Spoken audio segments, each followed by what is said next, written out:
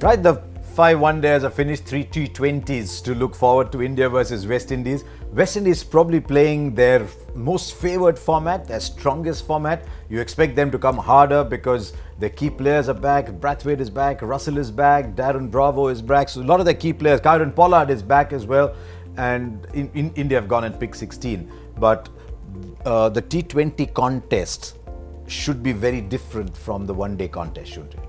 It will be, because a shortened format that much makes things easier. So you can the intent what we've been seeing from the Windies batsmen in the ODI series will be even more, and then the new burst of energy in terms of Carlos Brathwaite, Russell, and Darren Bravo as well. You know, he's a good left-handed batsman. I'm still surprised that why he's not part of the ODI side. But if you nonetheless, get surprised about why people don't play for no, the West Indies, that's why. the rest So of I've stopped doing that. surprised. So I'm just going by the squad now. That what is there on offer, and I think Hetmyer again. Opportunity for him to go from the confidence of ODI series to take it to the next level, because this format allows you to do that. This format lets you express yourself without really the pressure of getting out. There's a lot of free-flowing batsmen there. There's Hetmyer,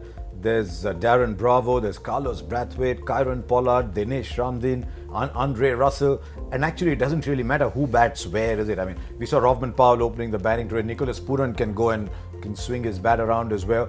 So suddenly, even though there's for example no Dwayne Bravo, there's no Sunil Narayan. If you want to wonder why there's no Dwayne Bravo, there's another 2 years to think about how the West Indies go about it. He's retired. So he's retired now.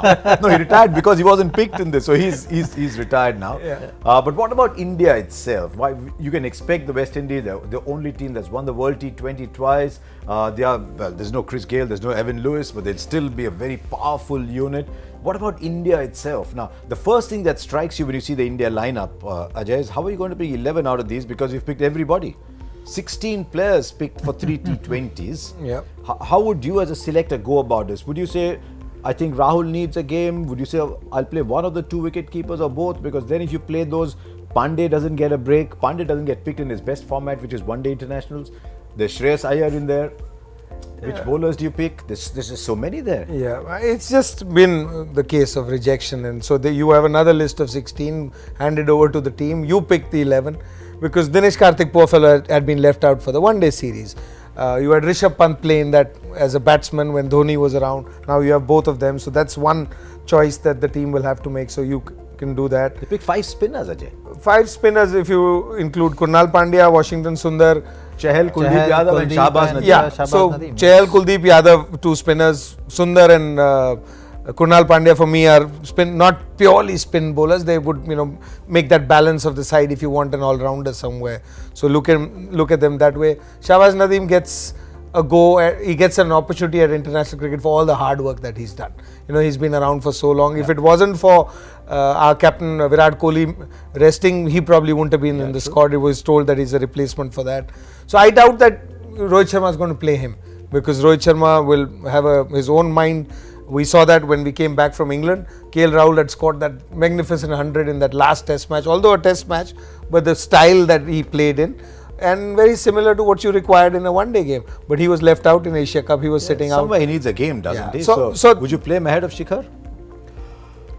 Looking at the form Shikhar has been in, I think this format is good to just free yourself from the shackles. So something which I think Rohit will also be thinking of. So I don't see any change. I would see Rohit and Shikhar opening the innings. You'll probably have Shreyas batting at number 3, Manish Pandey or Dinesh Karthik. One of them will be part of the playing 11. Rishabh Pant for sure, I feel, will be part of the playing 11. And looking at this squad, you would expect that the general plan will be to open with a spin.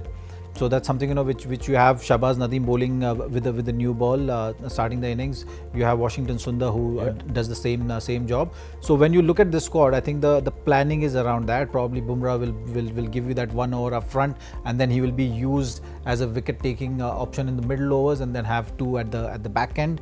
Bhuvneshwar Kumar, I feel, if he's part of the squad, should be playing all the matches, because he's someone who needs that game time, needs to be out there on the field, under pressure, getting those bowling muscles firing nicely and smoothly. Khalil Ahmed, I think, will get an opportunity. So it'll be interesting to see what kind of spin options they go in with, because you would expect Kuldeep to be there. So that will give Krunal that advantage of being all rounder.